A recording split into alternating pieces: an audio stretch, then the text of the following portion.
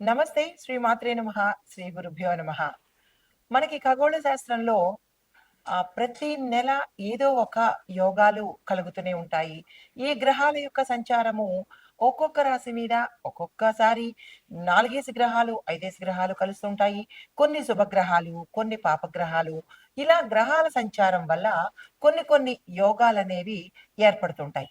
అయితే ఇప్పుడు మనం ప్రస్తావించుకునే దాంట్లో జూన్ నెలలో జూన్ 1వ తారీఖు నుంచి జూన్ 30వ తారీఖు వరకు అమలక రాజయోగం అనేది ఏర్పడుతోంది.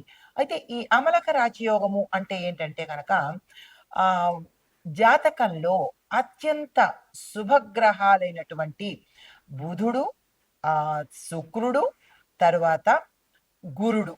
ఈ ముగ్గురు కూడా మనకి ఆహ్, ఒకే అంటే రాశిలో కానీ, లేదంటే ఒకే క్రమంలో కానీ సంచారం చేస్తూ ఉంటే, ఆ సంచార యోగాన్ని మనము అమలక రాజయోగము అంటాము.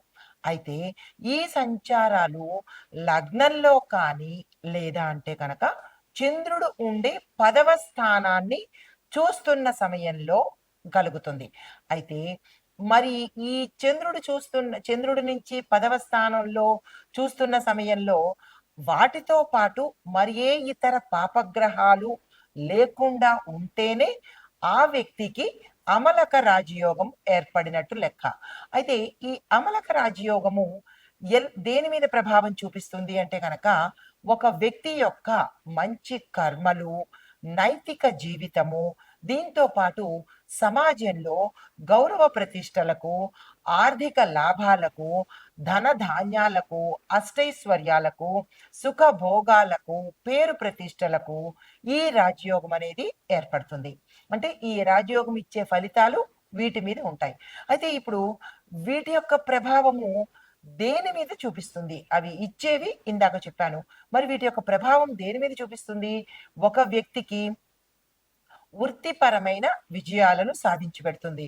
అంటే నాయకత్వ లక్షణాలు పెంచడము, వారి పని చేసే చోట వారికి గౌరవ మర్యాదలు రావడము, ఆర్థికపరమైన లాభాలను తెచ్చిపెట్టే అవకాశం కనబడుతుంది. అయితే పదోన్నతులు కూడా ఇచ్చే యోగ్యత కనబడుతోంది.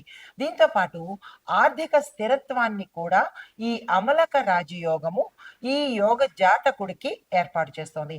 అయితే రాజకీయ ఆర్థిక స్థిరత్వాలు అంటే ఎలాంటి స్థిరత్వాలు ఇవ్వబోతోంది అంటే కనుక ధన సంపత్తిని, అంటే ఉద్యోగస్తులకు ధన సంపత్తిని, మిగతా వారందరికీ కూడా ధనానికి సంబంధించినటువంటి లాభాలను ఇవ్వడము, వ్యాపారస్తులకు విశేషమైన లాభాలను తెచ్చిపెట్టడము, దీంతో పాటు ఆర్థిక భద్రతను కూడా ఈ సమయంలో అమలక రాజయోగము ఆ జాతకుడికి ఇవ్వబోతోంది. అయితే సామాజిక పరంగా ఎలాంటివి ఇస్తోంది అంటే కనుక సమాజంలో ఈ వ్యక్తికి, ఈ అమలక రాజయోగము కలిగిన వ్యక్తికి పేరు ప్రతిష్టలు, గౌరవ మర్యాదలు, దాంతో పాటు సన్మానాలు, సత్కారాలు, సేవా కార్యక్రమంలో పాల్గొనడాలు ఇలాంటివన్నీ జరుగుతున్నాయి. అయితే వ్యక్తిత్వంగా ఎలాంటివి వస్తుంది అంటే కనుక నైతికంగా మహోన్నతంగా ఉండబోతున్నారు. దాతృత్వము, దానగుణము పెరుగుతుంది. దీంతో పాటు సహాయ సహకారాలు ప్రతి వ్యక్తికి, అంటే మానవుడు దేవుడు అవుతాడన్నమాట ఈ సమయంలో. ఇవి అమలక రాజయోగాల యొక్క గ్రహ ఫలితాలను ఇవ్వబోతోంది.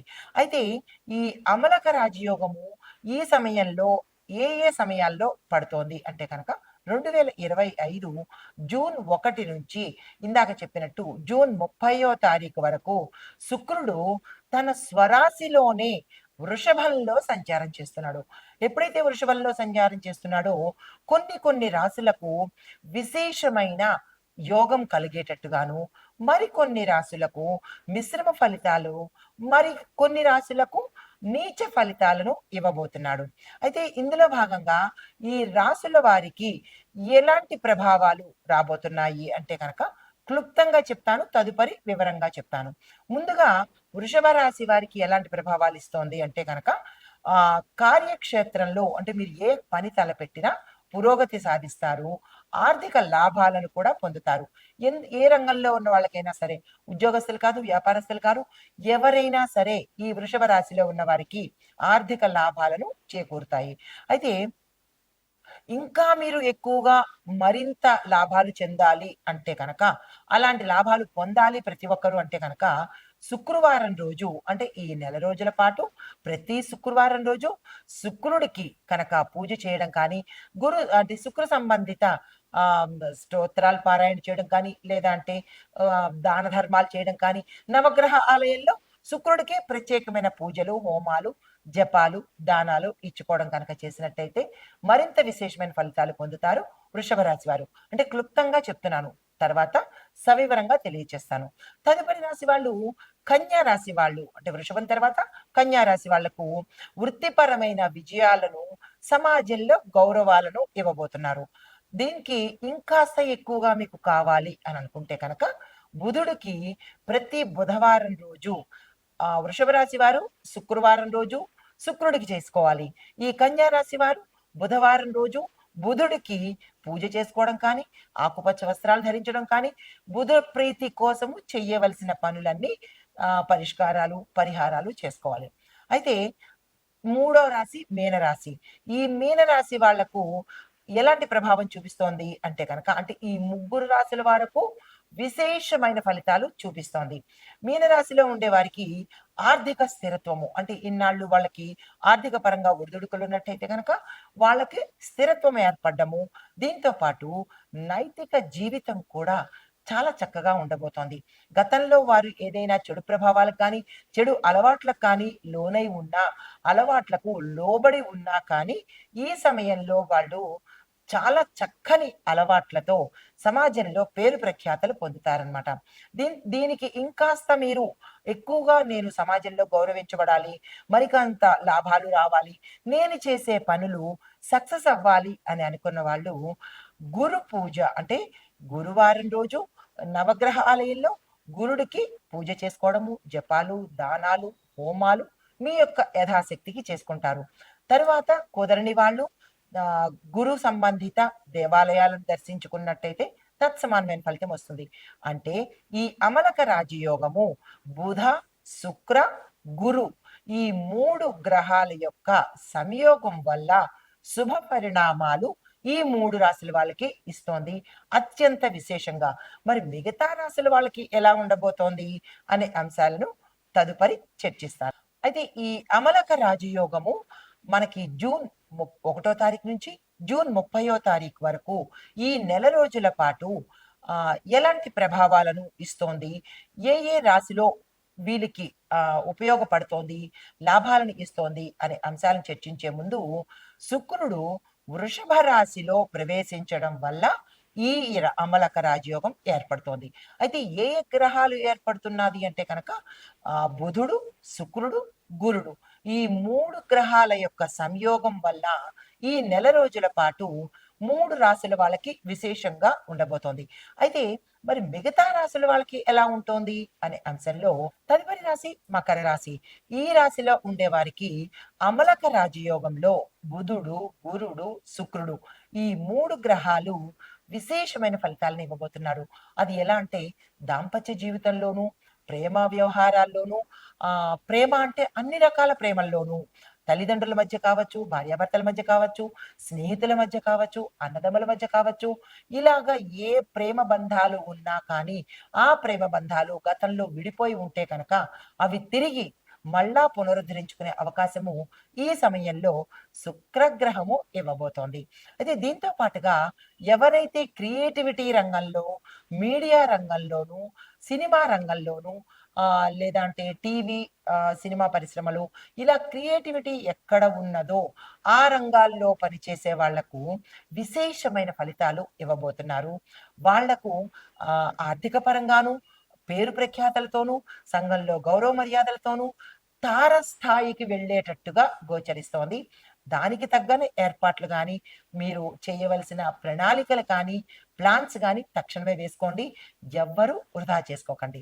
అయితే సంతాన సౌభాగ్యాలు ఈ సమయంలో కలగబోతున్నాయి. అంటే సంతాన సౌభాగ్యాలు అంటే గనక ఎవరైతే సంతానం కోసం ప్రయత్నం చేస్తున్నారో, ఎవరైతే వివాహం కోసం ప్రయత్నం చేస్తున్నారో వారు తక్షణమే ఈ సమయాన్ని వినియోగించుకోండి. అయితే విద్యార్థులకు ఈ సమయం చాలా చక్కగా ఉంది. ఇన్నాళ్ళు చాలా కష్టపడ్డారు. కష్టము ఈజ్ ఈక్వల్ టు రిజల్ట్ అనేటట్టుగా ఉండేది. ఆ కష్టము ఇప్పుడు మీరు దానికి సంబంధించిన ఫలితాలను ఈ సమయంలో మీరు పొందబోతున్నారు కాబట్టి తక్షణమే విద్యార్థులు కేజీ నుంచి పీజీ వరకు ప్రతి ఒక్కళ్ళకు ఇది మంచి సమయము. అస్సలు వృధా చేసుకోకండి. మీ డ్రీమ్స్‌ని ఆహ్, నెరవేర్చుకునే ప్రయత్నం చేసుకోండి. విదేశాలు వెళ్లి చదువుకుంటారా? లేదంటే క్యాంపస్ ఇంటర్వ్యూస్ కోసం అప్లై చేసుకుంటారా? లేదా హై ఎండ్ కోర్సెస్ చేసుకుంటారా? ఇలా ఏది చేద్దామనుకున్నా విద్యార్థులకు ఈ బుధగ్రహం యొక్క అనుగ్రహం వల్ల దీన్ని ఉపయోగించుకునే ప్రయత్నం చేసుకోండి. నిరాశ చెందకండి. దాన్ని ఉపయోగించుకొని అభివృద్ధి మార్గంలోకి వెళ్ళే ప్రయత్నం చేసుకోండి. అయితే క్రీడాకారులకు, కళాకారులకు మరింత విశేషంగా చెప్తున్నాను. ఎవరైతే స్పోర్ట్స్‌లో ఉంటారో, ఏ స్పోర్ట్స్ అయినా సరే, ఆటల విభాగంలో ఉన్న వాళ్ళకు, కళారంగంలో ఉన్న వాళ్ళకు కూడా వీళ్ళు పతకాలు సాధించటం కోసం కానీ, లేదా అంటే పేరు ప్రఖ్యాతల కోసం కానీ, మీ జట్టు గెలిచేటట్టుగా కానీ, ఇలాంటి అవకాశాలు మీకు గురుగ్రహం వల్ల రాబోతోంది. అలాంటి వాళ్ళెవరైనా ఉంటే, గతంలో నిరుత్సాహపడి ఉంటే, వాళ్ళు ఈ సమయంలో తిరిగి మేల్కొని మీ ప్రయత్నాలు మొదలుపెట్టండి. సక్సెస్ సాధిస్తారు. దీంతో పాటుగా కొంతమందికి సంఘంలో గౌరవ మర్యాదలు, సత్కారాలు, మెడల్స్ పొందే అవకాశం కూడా కనబడుతోంది. మీ పేరు ప్రఖ్యాతలు దిగ్దిగంతాలకు వెళ్ళేటట్టుగాను, ఇంటర్నేషనల్ లెవెల్‌లో మీ పేరు మార్మోగేటట్టుగాను ఈ గురుగ్రహం మీకు అనుగ్రహించబోతోంది. ఈ అమలక రాజయోగాన్ని అస్సలు వృధా చేసుకోకండి. జాగ్రత్తలు తీసుకోండి. దానికి సంబంధించిన ప్రణాళికలు తక్షణమే వేసుకోండి. నమస్తే. 2025 జూన్ 1 నుంచి జూన్ 30 వరకు మనకి అమలక రాజయోగము అనేది ఏర్పడబోతోంది. ఈ అమలక రాజయోగము అనేది అత్యంత విశేషమైన యోగాలలో యోగరాజ్యమైనదనమాట. అయితే ఇందులో ఏ గ్రహాలు కలుస్తున్నాయి అంటే బుధుడు, గురుడు, శుక్రుడు ఈ 3 అత్యంత శుభగ్రహాలు. అయితే ఇక్కడ మనకి కొంతమంది ప్రేక్షకులకు సందేహం వస్తోంది. ఏమనంటే, మీరు దీనిలో చెప్తున్నారు అన్నీ కలిసొస్తున్నాయి, అన్నీ బాగుంటున్నాయి అనేది మీరు చెప్తున్నారు. మాకు అవ్వడం లేదు అని వాళ్ళు సందేహాలు తెలుపుతున్నారు. అయితే ఇది గోచార రీత్యా చెప్తున్నాం తప్ప, ఎవరి పేరు పెట్టి కానీ, లేదా పలానా వారికి అని కానీ చెప్పడం జరగటం లేదు. ఇది పంచాంగం ప్రకారము గోచార రీత్యా ఈ రాశుల వాళ్ళకి ఈ గ్రహాల యొక్క ఫలితం ఉంటుంది అనేది చెప్పడం అవుతోంది. అయితే దీన్ని మీరు మీ యొక్క రాశి చక్రంలో ఏ స్థానంలో బుధుడున్నాడు, ఏ స్థానంలో గురుడున్నాడు, ఏ స్థానంలో శుక్రుడున్నాడు అనేది చూసుకొని ఆ స్థానాల యొక్క ఫలితాన్ని మాత్రమే మీరు అన్వయించుకోవాలి. ఇది 70% మాత్రమే వర్తిస్తుంది కానీ 100కి 100 పాళ్ళు వర్తించదు. అది ఒక్కటి ప్రేక్షకులు గమనించుకోండి. అయితే ఇప్పుడు ఆహ్, ఇందాకటి వరకు మనము రాశుల గురించి చెప్పుకున్నాము. ఇప్పుడు దేశకాలమాన పరిస్థితుల్లోనూ, రక్షణ విభాగంలోనూ ఈ అమలక రాజయోగం ఎలా ఉండబోతోంది అంటే కనుక ఆహ్ ఆరోగ్యపరంగాను, వ్యవసాయ పరంగాను, తరువాత ఆరోగ్య, సామాజిక, న్యాయ, రక్షణ విభాగంలోనూ ఈ అమలక రాజయోగము ఎలా ఉండబోతోంది? అంటే ముందుగా దేశ రాజకీయ పరంగా చూసుకుందాము. దీనిలో ఎలా ఉండబోతోంది? స్థిరంగా ఉంటుంది. అంటే మనకి రాజకీయ పరిస్థితి ఈ 30 రోజుల పాటు స్థిరంగా ఉంటుంది. శుక్రుడు సామరస్యానికి, నైతికతకు చిహ్నం అన్నమాట. గొడవలొచ్చే దగ్గర మనకేం చేస్తాడు? గొడవలు రాకుండా సంయమనం చేస్తాడు. శాంతి, శాంతి అని చెప్తాడనమాట. దీంతో పాటు కేంద్ర ప్రభుత్వం తీసుకునే నిర్ణయాలు చాలా స్థిరంగాను, కాంక్రీట్‌గాను అందరూ ఆమోదించే యోగ్యంగాను ఉండేటట్టుగా కనబడుతోంది. అయితే మహిళా నాయకత్వముకి ఎక్కువగా ప్రాధాన్యత ఇచ్చే అవకాశము ఈ సమయంలో కనబడుతోంది. అంటే మహిళా నాయకులకు, రాజకీయ నాయకులకు భవిష్యత్తు చాలా శక్తివంతంగా ఉండబోతోంది. అంటే రాజకీయాలలో ఎవరైతే మహిళలు పనిచేస్తున్నారో వారి యొక్క మాటకు విలువ పెరుగుతుంది. వారి ప్రణాళికలకు, పథకాలకు విశేషమైన ఆదరణ దొరుకుతుంది. అయితే రాజకీయాల్లో చూసినట్టయితే కనుక సాంప్రదాయ విలువలు ప్రతి పల్లె పల్లెకు, మారుమూలకు వెళ్ళి అసలైన రాజకీయం జరిగేటట్టుగా గోచరిస్తోంది. అయితే కాలమాన పరిస్థితులు కనుక చూసుకున్నట్టయితే సీజనల్‌గా మనకి వర్షాలు ఎలా ఉండబోతోంది, వాతావరణం ఎలా ఉండబోతోందంటే వర్షాలు కొంచెం ఎక్కువగా పడేటట్టుగాను కొన్ని ప్రాంతాలలో అతివృష్టి, కొన్ని ప్రాంతాలలో అనావృష్టి గోచరిస్తోంది. అయితే ఎలాంటి భారీ వర్షాలు కురిసినప్పటికీ కరువు పరిస్థితులు మాత్రం చాలా తక్కువగా ఉంటాయి.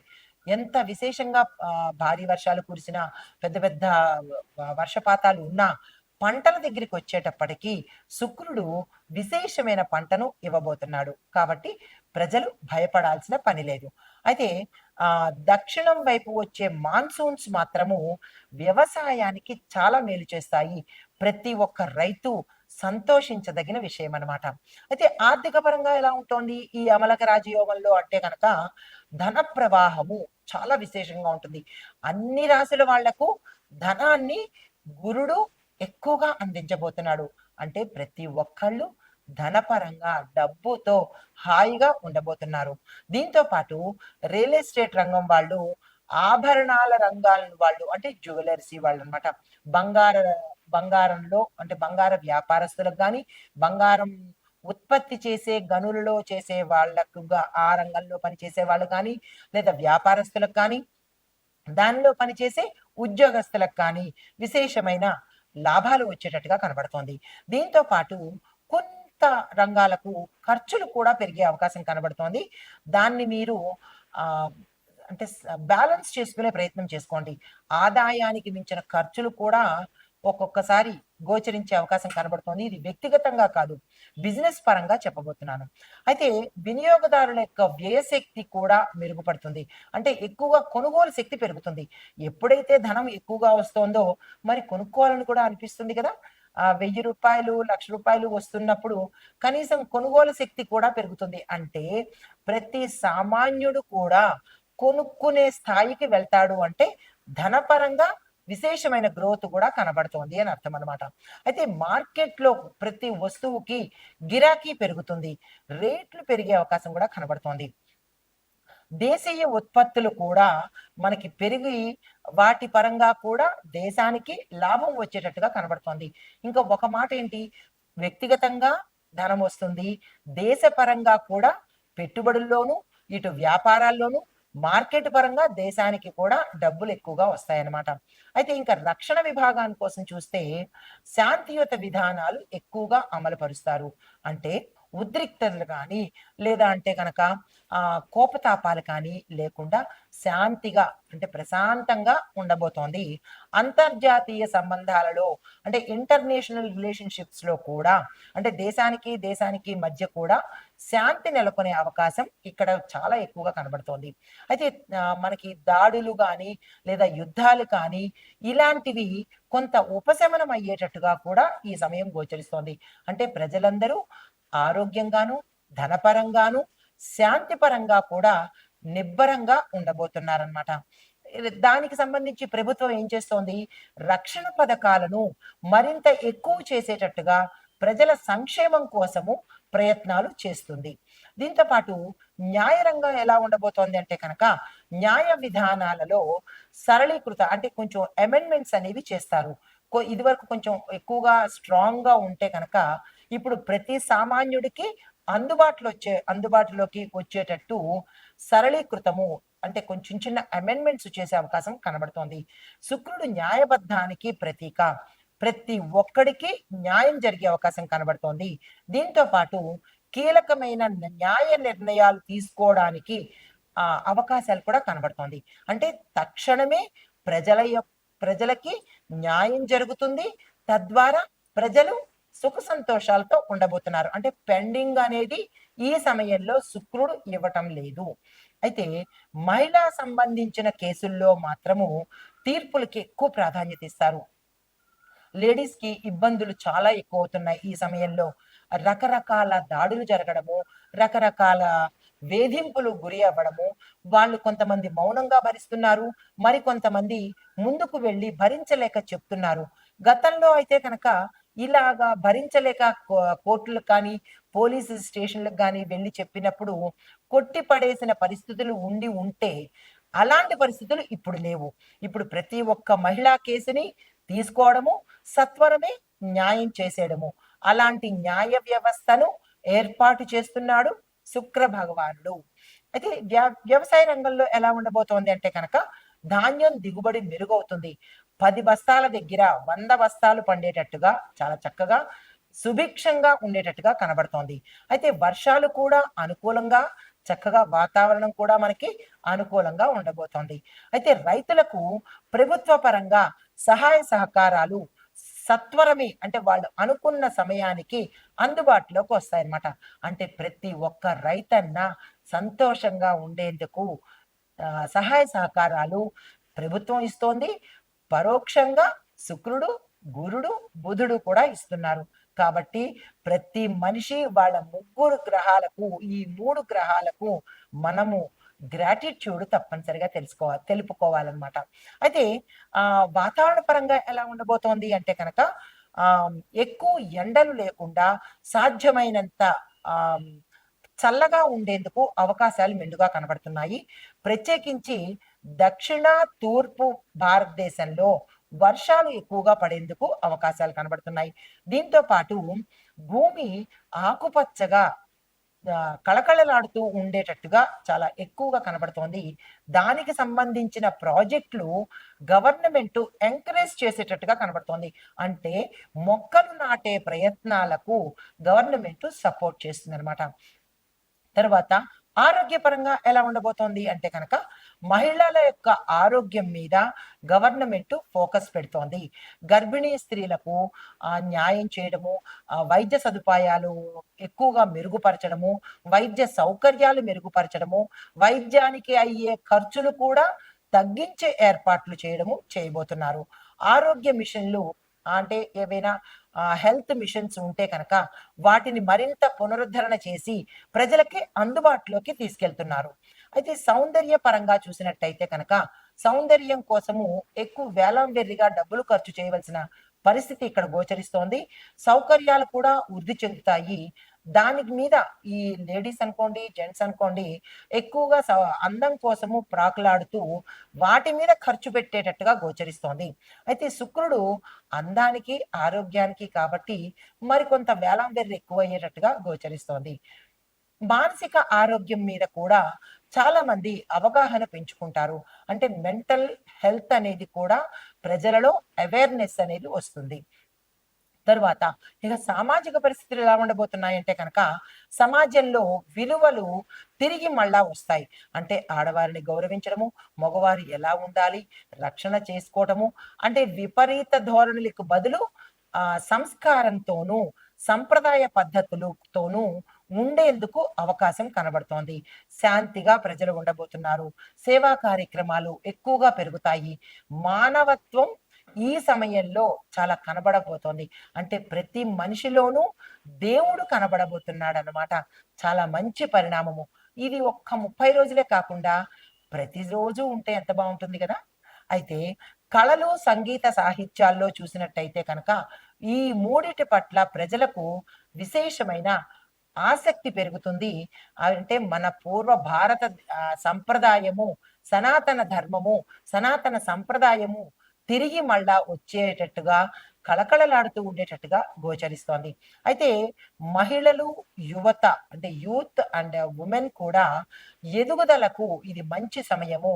ప్రతి ఒక్క యువత మేలుకొని, మీ బాధ్యత తెలుసుకొని, గుర్తెరిగి భారతదేశానికి సేవ, వైద్యము, విద్య అన్నీ అందించాలని ఈ 3 గ్రహాలు మనకి ఈ సమయంలో ప్రోత్సాహాన్ని ఇస్తున్నాయి. సత్ఫలితాలను మహారాజ యోగాలను అందించబోతున్నాయి. ఈ సమయాన్ని మనం వృధా చేసుకోకుండా సద్వినియోగం చేసుకుందాము.